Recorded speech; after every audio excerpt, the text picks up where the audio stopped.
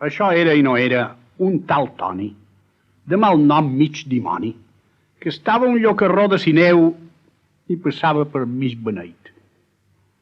La dona un any engreixar un porc. Se fa hora de vendre'l i ell el d'un al mercat. Si presentes mestre de la cova dels estudiants de la sopa i li compres porc a pagàs dimecres que vindria davant, perquè li digués mestre que justament havia deixat de sa bossa. Arribà aquell dimecres, però el mestre no comparegué ni blanc ni negre en tot el mercat. En mig dimoni, entre setmana, el topa, i quan li demanà que li pagàs el porc, el mestre li respongué: M'heu errat, germanet. Jo no us he comprat cap porc mai. Això seria qualque estudiant que vos ha del meu nom. Com el mestre fa un contròs en fora, en mig dimoni diu: Jo t'assegur que el t'he de cobrar en aquest porc més que un doble.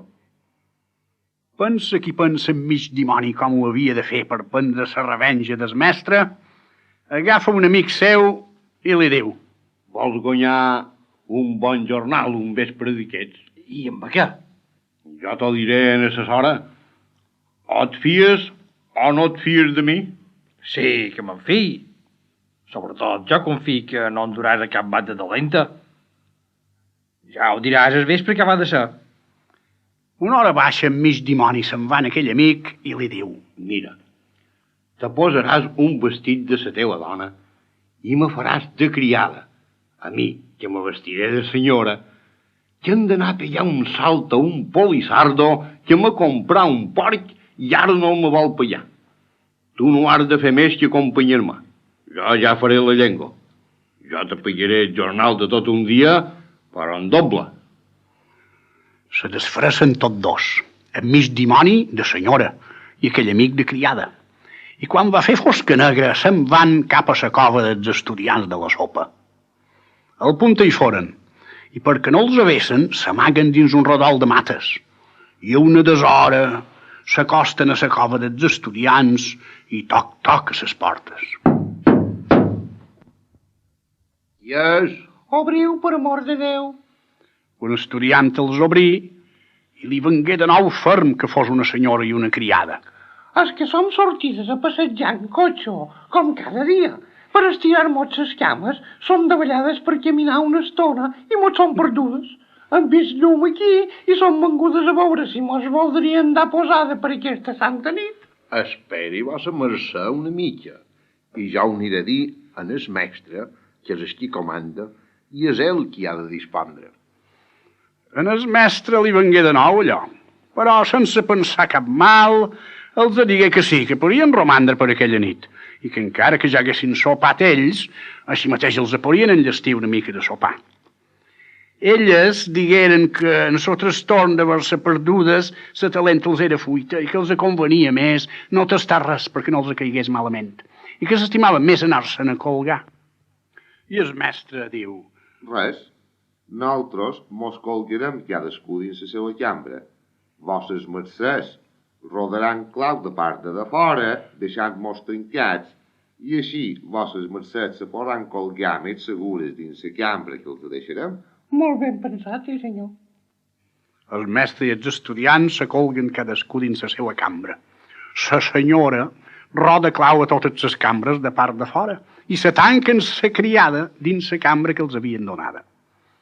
El mestre, com se va veure tancat de part de fora sense poder sortir si aquella senyora no li obria, va fer mil pensaments sobre el que li podria pervenir de tot aquell endiu menjat. Però aviat la son l'hagué garrotat i romangué dormit com un tronc. No n'hi prengué gent en mig dimoni, que estava més de xondic que un busqueret, i la criada lo mateix.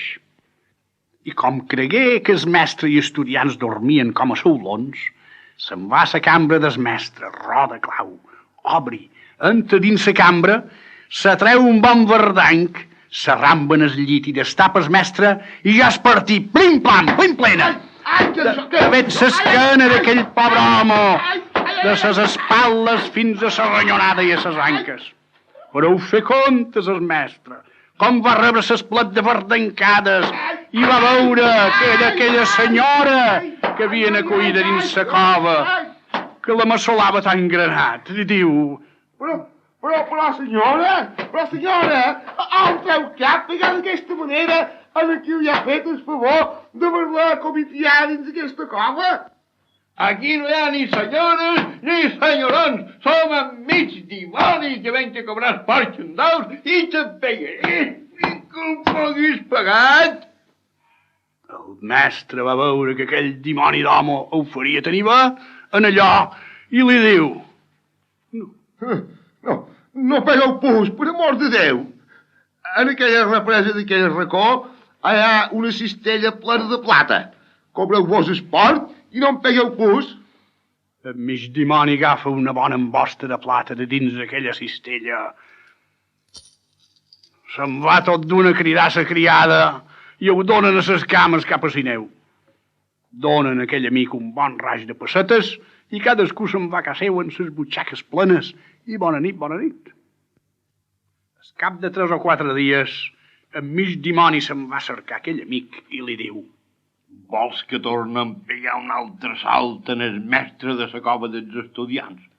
I tu que tens coratge que mos digui tan bé com l'altre. Prou que en tenc. Jo me vestiré de metge i tu de criat i mos espitxant de veig la cova i farem com que sa i veuràs quin altre lleó li pararem en el mestre. Aquell amic, enllapolit de l'altra vegada, s'avés de criat i amb mig dimoni de metge, i cap a de veig la cova manca gent, ora baixant-ho, i allà venga a fer com que caçar, amb una escopetota que duien, i trons i més trons. Els estudiants senten aquell talabastaix, surten a veure què és, i me veuen aquell metge i es criat, caça qui caça. Se'n van a contar on el mestre, que encara ja era la planissada de l'altre dia, i els diu: Si és un metge, digueu-li si vol entrar per medicar-me, a veure si em donaria cap remei. Els estudiants se n'hi van en el metge i li diuen: Senyor doctor, per amor de Déu, i entra la palla. No voldríeu entrar a veure el nostre mestre, que fa un parell de dies que no sabem què té. La qüestió és que està molt evacuat i no hi ha cap part del seu cos que li digui bé. Amb molt de gust. Ara mateix entrem a veure el malalt. Veiem què és que té. I entren, es metge el polsa i fa una bona mala cara, fins que s'exclama: Aquest malalt està malamentíssim. No hi ha altre remei que fer-li una cotxa de 7 castes d'herbes i posar-li damunt la panxa. El nom d'aquestes herbes ara el vos escriuré. Se treu ploma i paper i escriu el nom d'aquelles herbes. Dona el paper als estudiants i els diu: Aquestes herbes els trobareu a tal i a tal bosc. I no és cosa de perllongar cercar-les si voleu atendre a salvar malalt. Com els estudiants senten aquelles comendacions, ja són partits tots a cercar aquelles 7 castes d'herbes i me deixen el mestre tot sol, en so metge i es criat. Com el metge considerà que aquells estornells ja eren de més aquell bosc que ells els havia dits, se torna a treure sa verga de bou, diuen el criat que destapis malalt, aquell el destapa, i ell ja és partit plim plena, de veig ses cadetes mestre, a sa ronyonada i ses anques. Podeu fer comptes, pobre mestre. No s'aturava de dir... Però, senyor doctor, i què és això? Que no esperes les herbes per fer-me la cosa? Ara és hora d'herbes. Primer t'he de reblanir l'esquena perquè la colla faci efecte. I al mateix temps que deia això, no parava de fer-li tastar l'anguila de bou i ben espès que li mestreia. Ai, compassió, senyor doctor, no pegui puix, per amor de Déu. Però, senyor doctor, on s'ha vist mai medicar d'aquesta manera? I on s'has vist mai comprar-me un porc i no voler-me pagar? Sapigueu que no som cap doctor, som el mig dimoni que ven que acabar de cobrar el porc. Res. Sol que no em mateu per anar dins la cistella de la represa, la plata que hi hagi. Aquí mig dimoni buida la cistella dins les seues mans i amb aquella embosta de plata ja li ha estret en so criat cap a Sineu més que de pressa.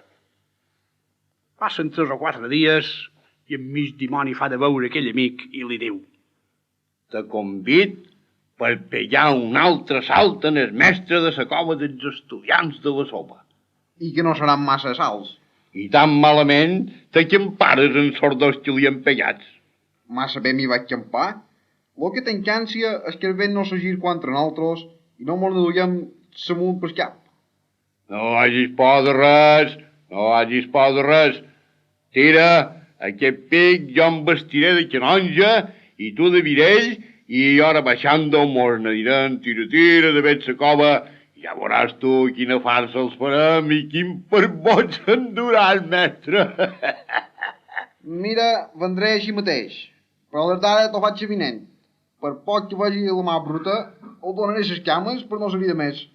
No et feia tan covard ni tan galina banyada.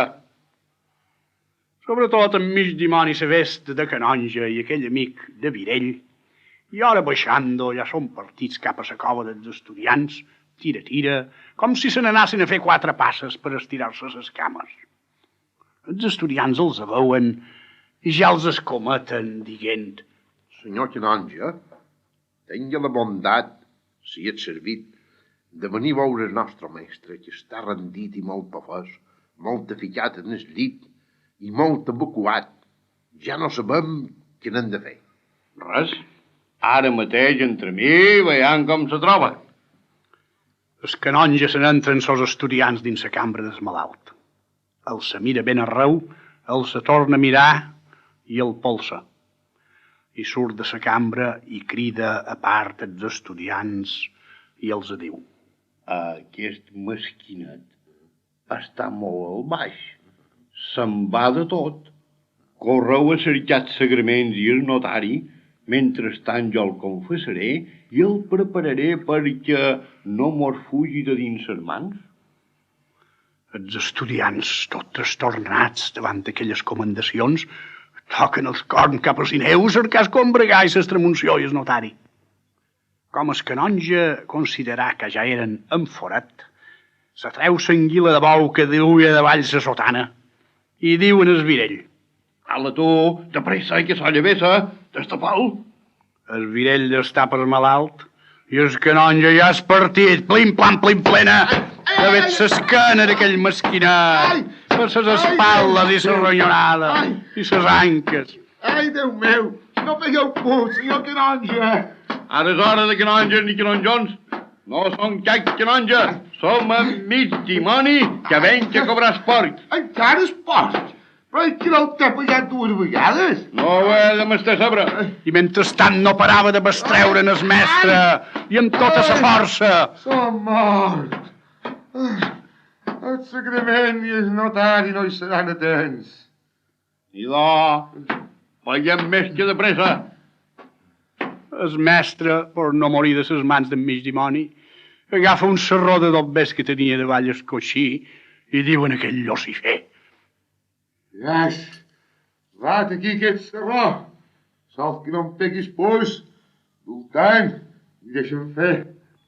En mig dimoni s'amaga l'anguila de bou davall la sotana i el serró dins la butxaca i en el virell ja li va de copat, no cap a Sineu per no topar-se en la combregar i el notari, sinó cap en el llocarró on estava en sa dona.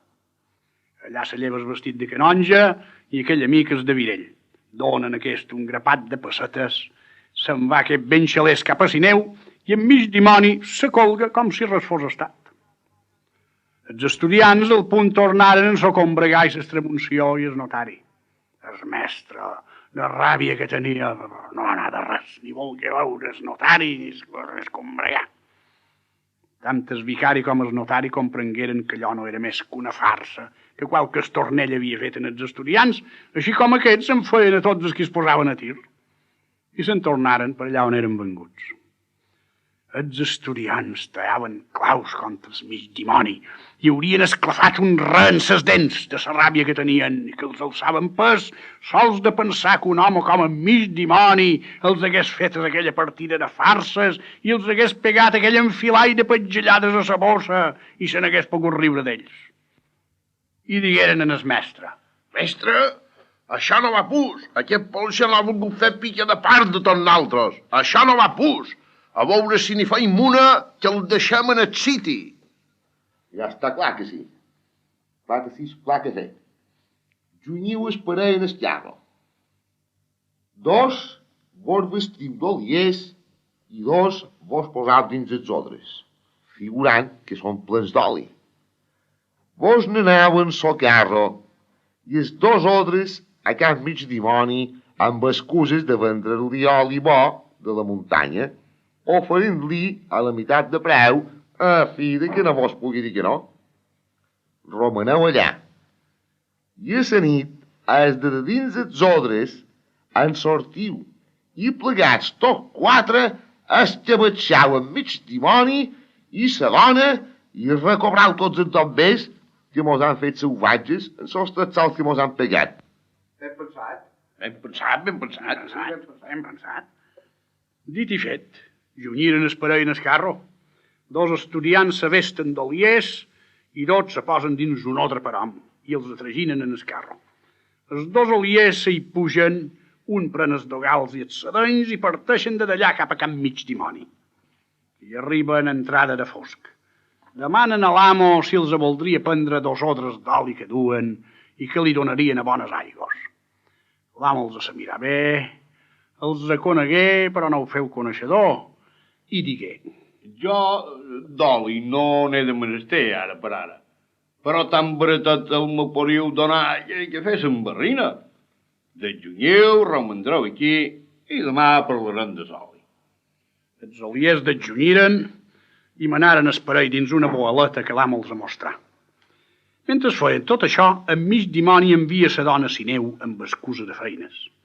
Fan 4 grapades a un home de bulto i el penja a la xemeneia de més 10 pams per damunt el fogó. Fa foc i convida els oliers a escalfar-se per començar a parlar de la barrina. Aquells veuen l'home de bulto i li demanen què és allò. I què ha de ser? Mon pare, que me feu ses feines dins el llit i li vaig aplicar la llei que duc, que tots els que me fan talentamesa els apenges a ximenea perquè el fum los prenja i els acurda tal treball. Els oliers, com sentiren aquelles comendacions, feren ullots ferm i prengueren la seua, però sense motar. Antoni fa una grandiosa rossada en col. Sopen i els 2 oliers se tapiren bé i l'amo Antoni els aixaropà de bon vi i com s'entameren estigueren gats com una sopa.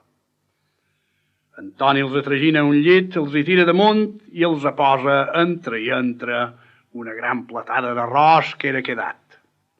Llavors se'n van els odres, els apaupa, veu que no són plens d'oli, sinó de carn batiada. I els apenja una figuera que tenia davant ses cases, ben cordats de cap a peus perquè no es poguessin bategar, i se posa a l'aguait. Els oliers dins el llit, en la matinada, com hagueren escorxat el moix, tracten d'aixecar-se per anar a desfermar els odres i fer sabrer en el Mig Dimoni. Sense voler, un i altre posen sa mà dins aquella platada d'arròs en col que l'amo els havia ficada entre i entre i diuen tots esglaiats: Però, que dimonis, això tan blanc. Ja deu ser que m'ho has tapat dins el llit en la gran penjada que pegàrem i aquelles tímboles de vi.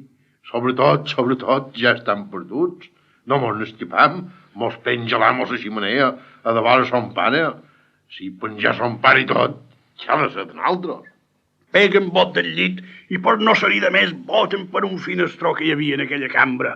Se'n van en el carro, no hi troben els odres i els afinen penjats en aquella figuera i tots cordats. Estan perduts de tot. En mi dimoni ha conegut que dins els odres no hi ha oli. sinó que aquells dos companys era el que hi havia, i ha cordat els odres, i els ha penjats en aquesta figuera, i ara de naltros que em farà un serró també, i mos penjarà la ximenea, com hi penjar son pare, sobretot, que si vol salvar aquest salt, anem a la cova, anem a contar on el mestre, i que vengui ell. I se n'anaren com un llamp a la cova contra on el mestre. En mig dimoni els va veure com fugien, i seguia l'aguait per veure què farien aquells de dins els odres penjats a la figuera. Arribaren a un punt que no pogueren aguantar pus de fam i se posaren a cridar.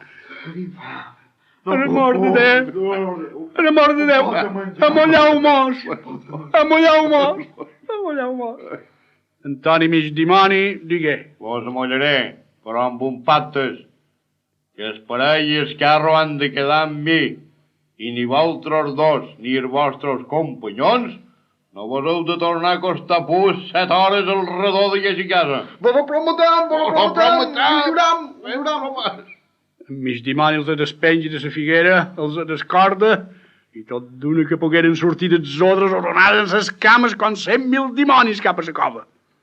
I arriben, i en so mestre i els dos oliers resolgueren buidar més que de pressa de la cova i de tots aquells contorns de Sineu per a ses capes d'en mig dimoni, i se n'anaren a l'altre cap de món. I tots els sineuers, com ho saberen, estigueren contentíssims, perquè amb aquells asturians de la cova no tenien mai hora segura i los ne feien 100 per un passol. Aquells estudiants i el seu mestre, que era el més polissardo de tots, amb Antoni mig dimoni trobaren s'abatre a son peu. I si no som vius, som morts. I al cel mos veiem tots plegats. Amén.